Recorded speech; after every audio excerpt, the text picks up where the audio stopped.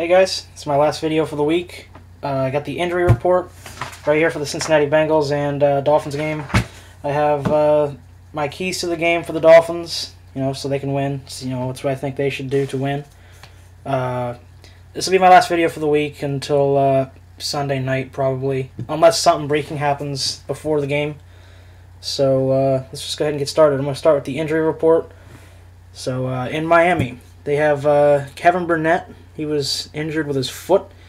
He was limited in practice. Reggie Bush, his knee and his hip were listed as his injury. He had full participation, so he'll be good to go for Sunday. He said his knee wasn't even bothering him, and the hip, he didn't even mention that in his press conference. So I'm not even. It's a non-factor. So Nolan Carroll, our cornerback, opposite Sean Smith, hamstring injury. He was limited in practice. Hopefully he can get back out in the field because beyond him there's just rookies. We signed a guy off the practice squad to replace him in case he goes down. And if that happens, that could be bad for us. Richard Marshall, cornerback, the starter opposite Sean Smith. He's out with his back. He did not practice, so that could be a big deal for our game. Tony McDaniel, defensive tackle, he's been out since the Houston game. He aggravated his knee, got arthroscopic surgery. He is limited, though, so he's hopeful to play this weekend versus the Bengals. It'll be his first game back. Wide receiver Marlon Moore. Some of these, they don't have the list of what's up with them, but he had full participation in practice. I don't see him getting the field so much as a wide receiver, but more as a special teams player. I mean, he's always been great. Special teams, punt coverage, and kickoff coverage. He tackles well. Paul Soliai, our defensive tackle, big guy. Has him as full participation, so no problem there. And Austin Spittler, also a good, he's a linebacker, also a good special teams player. He was limited. He was out last week. I think he was out the week before, but he was limited in practice this week, so maybe he'll be back on special teams. On to the Cincinnati Bengals injury report. We have Jason Allen, their cornerback. He's a good old friend of ours. It says that he didn't participate in practice, so he's probably going to be out this weekend. Possibly could help us out with Hartline, Bess, and Gaffney. Vontaze Burfict, their linebacker, limited in practice. Nate Clements, their cornerback, limited. Carlos Dunlap, their defensive end, was limited. Jeff Fain, their center. I don't know if these are starters, by the way, but he was limited in practice. Leon Hall, cornerback, he was limited. Dre Kirkpatrick, limited. He's a cornerback. He was limited. Bernard Scott, running back. I'm guessing he's behind Ben Jarvis, Green Ellis. He was full participation, so he'll be in. Dan Skuta, one of their linebackers, limited participation in practice. And Andrew Whitworth, tackle, he was also limited. So that's the injury report for this week. It's subject to change. I mean, this could change before Sunday.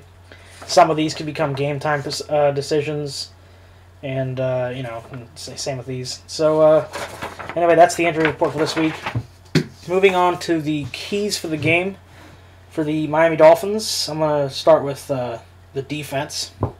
First off, we got to contain Andy Dalton. If he has time to throw, he's going to have a field day because A.J. Green is just one of the top receivers in the league. I think he's up and coming. He'll get open, and if he gets open and Andy Dalton has time to throw, that could be a big problem for the Dolphins. So it's up to Cameron Wake and Randy Starks to stop him from being able to pass the ball. Wake gets a couple sacks, like last week versus the Cardinals. And also Paul Soliai getting in there, stuffing the holes and everything. So yeah, like I said, tight coverage on A.J. Green. Sean Smith, he's playing pretty good. He's in a contract here, so why shouldn't he? Because he wants to get the money. So, but what Sean Smith will show up? Will it be the one that basically held Larry Fitzgerald to nothing last week, or will it be the one that allows touchdowns left and right? So yeah, just keep tight coverage on A.J. Green. Maybe keep a safety up or keep a safety down low to cover up on A.J. Green. Also, continue the great run defense. We've been holding defenses to less than 70 yards a game.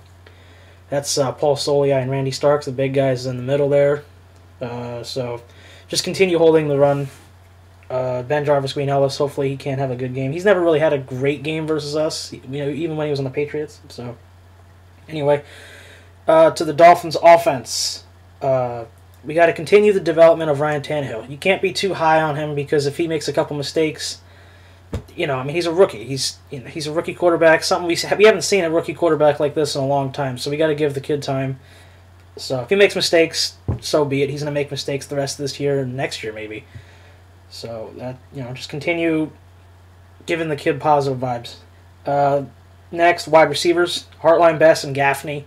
Just getting open. Best being clutch on third down, just as usual. Hartline, don't disappear like you did in the Jets game, I think it was.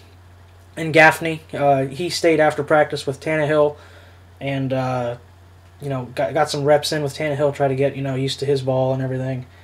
So hopefully they can get open. I'm not talking downfield every single play, but just get open in the flats and stuff like that, and over the middle, so we can get first downs and move on. And Anthony Armstrong, you've been missing the entire season.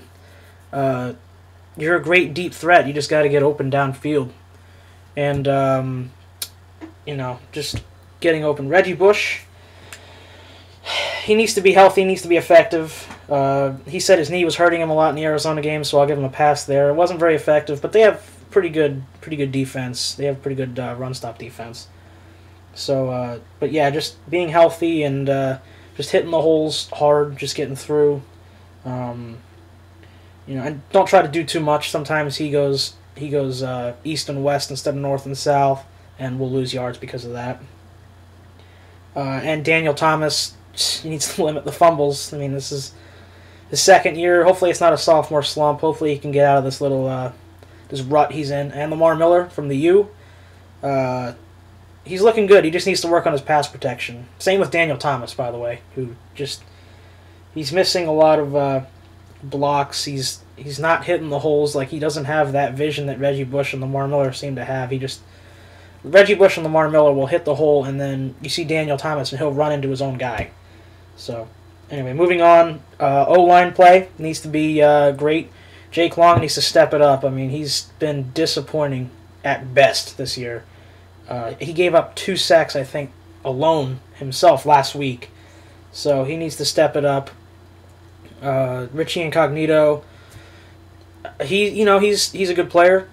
One of my favorites. He's got that attitude that I like on the offensive line. I used to play offensive line, same position, left guard. And so he's got that attitude and everything, but he needs to watch his blocks sometimes. Sometimes he'll just miss a block completely. But and Jonathan Martin, he looked bad in the preseason. He's looking great this year. I gotta say, he's looking really good on the right tackle spot. Same with John Jerry. He's looking great on the right guard spot. He looked bad in the preseason, overweight and everything.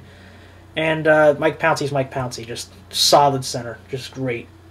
Anyway, moving on. Finally, last but not least, the tight ends. Charles Clay, he's been missing. Tannehill threw a beautiful pass to him right over the middle, and he dropped it. I can give him a little bit of a pass. He got tagged pretty badly on that pass, but he's got to catch the ball. He's been inconsistent this year. Last year he looked great.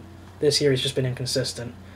And Anthony Fasano, just continue doing what you're doing. You're blocking well, you're catching well, you're getting yards after the catch, and you're looking great this year. And it's a contract year for you, so hopefully we can re-sign you and get a seam threat tight end like we thought we were getting in Michael Agnew, but look how he's turned out. He's not even active. So anyway, that's it for this week. I'll update. I'll make a new video if anything happens between now and Sunday. Any news. But that's it for this week. I'll see you Sunday night to update and I'll give you my thoughts on the game. And so, all right. Thanks for watching. See you Sunday night.